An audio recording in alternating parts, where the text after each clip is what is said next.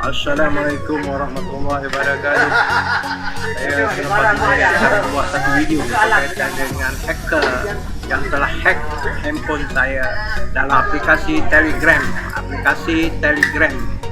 Di mana telah menimbulkan kekalutan kepada kehidupan saya ini. Laporan polis terpaksa dibuat bagi memastikan tidak ada pihak yang menuntut sejumlah wang di mana yang didakwa oleh hacker tersebut. Jadi saksikan paparan yang saya akan sediakan sebentar nanti. Semoga dapat diviralkan supaya ada pihak yang tidak terkena dengan tipu daya tersebut. Jadi ikhlas dari Mak Jepun Channel untuk rakan-rakan sekalian. Sila viralkan.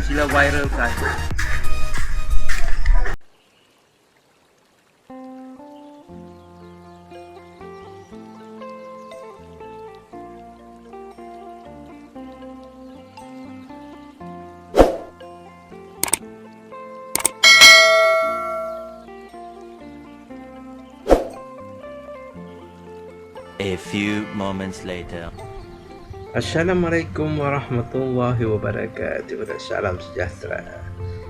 Kali ini saya akan memaparkan atau berkongsi pengalaman bagaimana aplikasi Telegram dalam handphone kita telah diselongkar oleh hacker.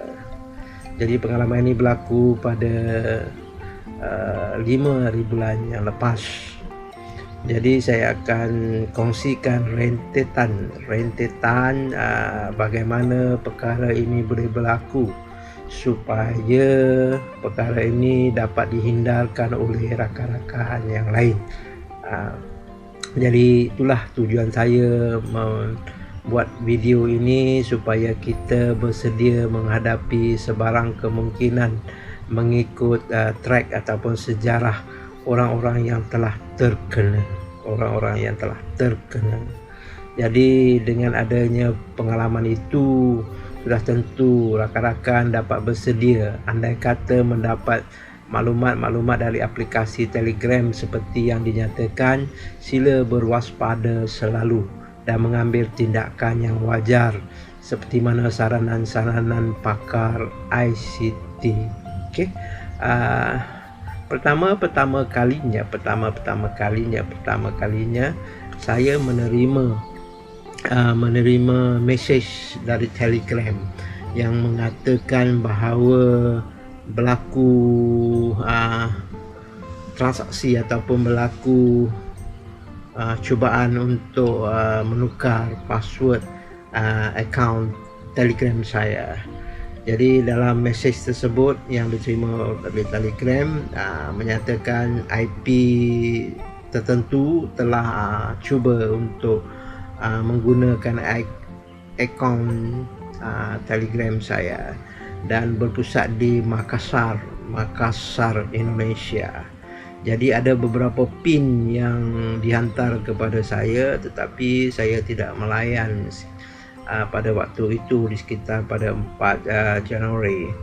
Pada 5 hari bulan Januari saya menerima satu lagi mesej dari orang yang tidak dikenali meminta saya screenshot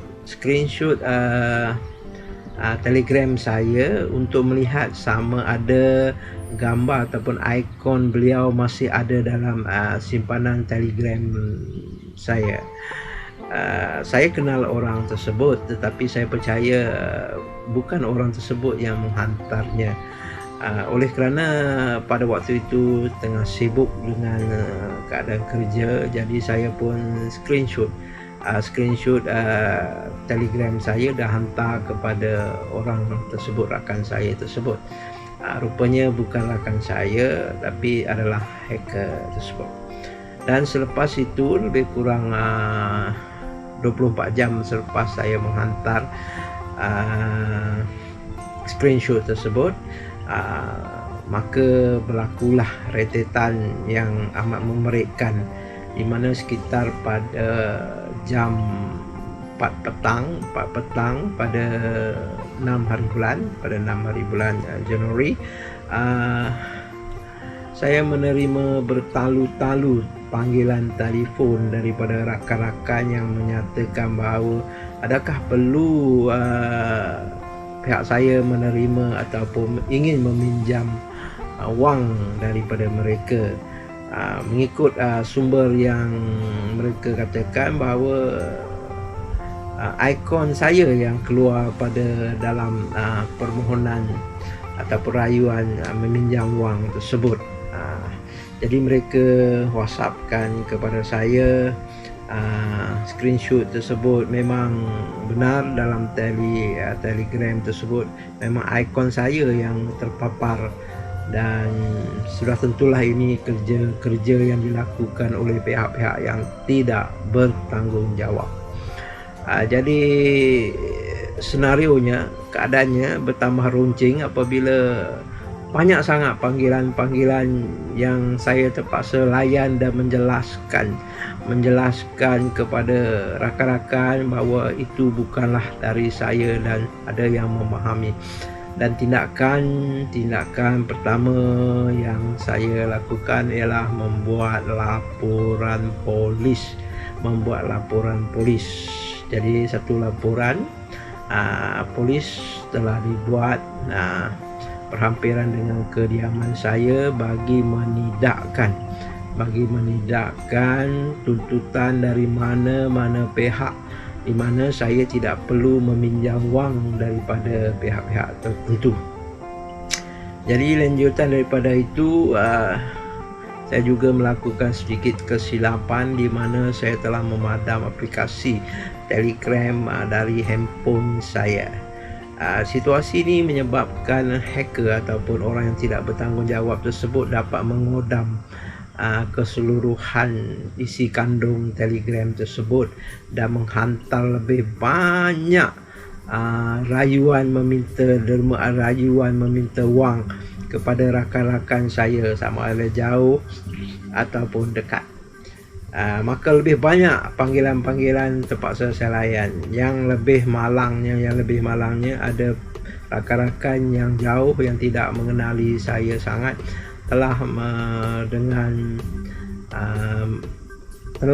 mengambil keputusan untuk menghantar ataupun bank-in sejumlah wang seperti yang telah diminta oleh pihak terbabit. Sebenarnya bukan dari saya, walaupun menggunakan nombor dan ikon saya, tapi sebenarnya dia pergi kepada pihak yang lain. Manakala nombor akaun yang diberikan itu juga bukanlah nama saya. Jadi kesimpulannya ataupun natijahnya, kalau kita menerima pada masa depan situasi-situasi seumpama itu, adalah lebih baik kita menelefon orang yang terbabit bagi mendapatkan kepastian adakah benar pihak kita ingin mendapatkan pinjaman. Jadi dan senario seterusnya, apakah tindakan-tindakan yang boleh kita lakukan? Bolehlah merujuk kepada YouTube ataupun video-video yang menerangkan bagaimana ingin memulihkan Telegram.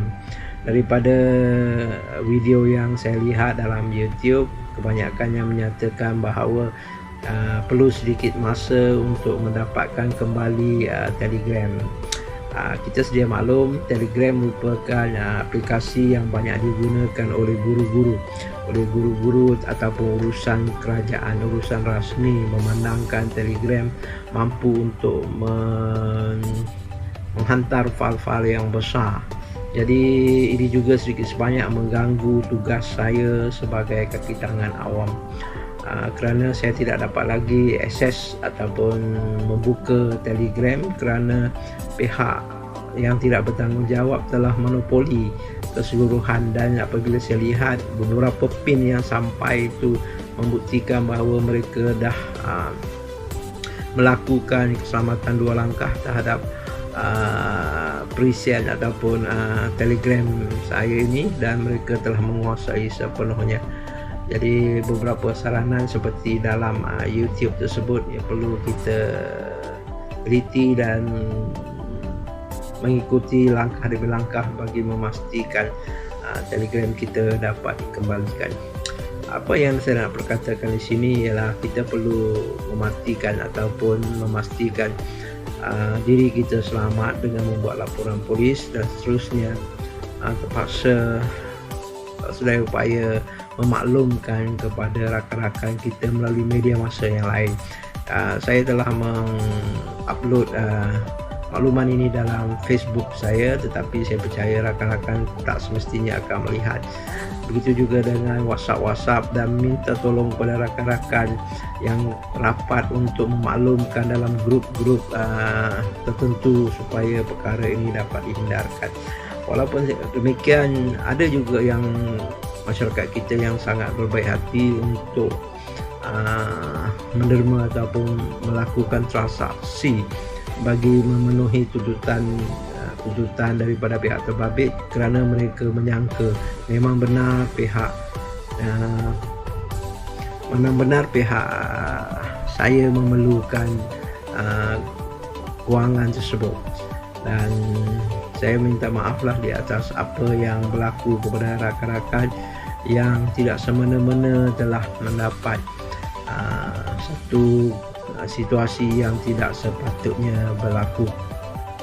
Jadi inilah senarionya dalam tempoh 3 hari berlaku keributan dalam kehidupan saya bagi menangani masalah ini.